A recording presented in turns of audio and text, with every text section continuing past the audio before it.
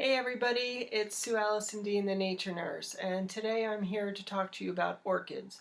As we discussed last time when we were planting this amaryllis bulb, there's a number of studies lately that are suggesting that nature indoors, including green plants, may be good for our health.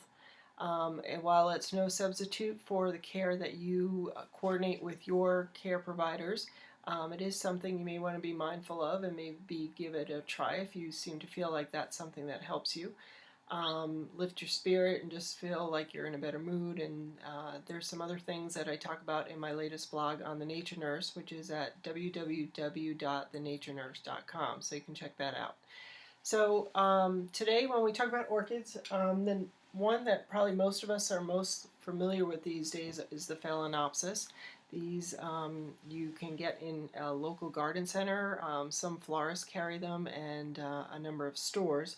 I happened to get this one, which I thought was really pretty because it has the pink and the orange flower at Trader Joe's, and usually they come in planted in a plastic pot, and they may come inserted into a more decorative pot. This one, as we talked about last time, doesn't have a hole in it. So the thing you need to be really careful of with orchids is the kiss of death for orchids and many plants is when their roots sit in the pot in the water and they rot, and that's the end of that for the plant. So what you want to do is, at least what I do, is I like to take it out when I get home fresh, run it under the sink, let it sit for 10 minutes or more overnight if you have that luxury, and then just put it back in your decorative pot.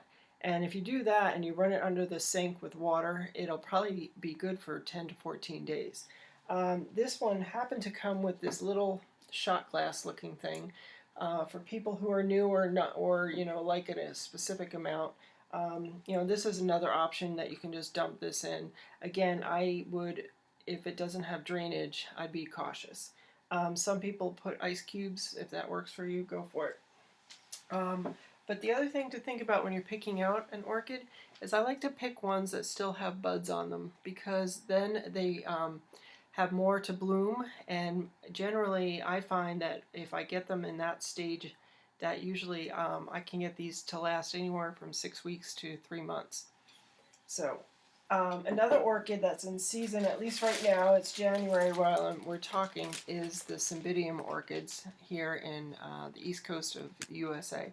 And I particularly like this green one. I think it's just a beautiful flower. You don't often see a green flower, but this one is a very rugged orchid. You don't have to be very dainty with it, in the sense that it can take a lot of water. So again, this one came in this plastic wrap, so I would definitely take that off. And again, put it in the sink. What I actually do is every 2 weeks I just put all my orchids in the bathtub, run it, leave them overnight, and then put them back in their pots.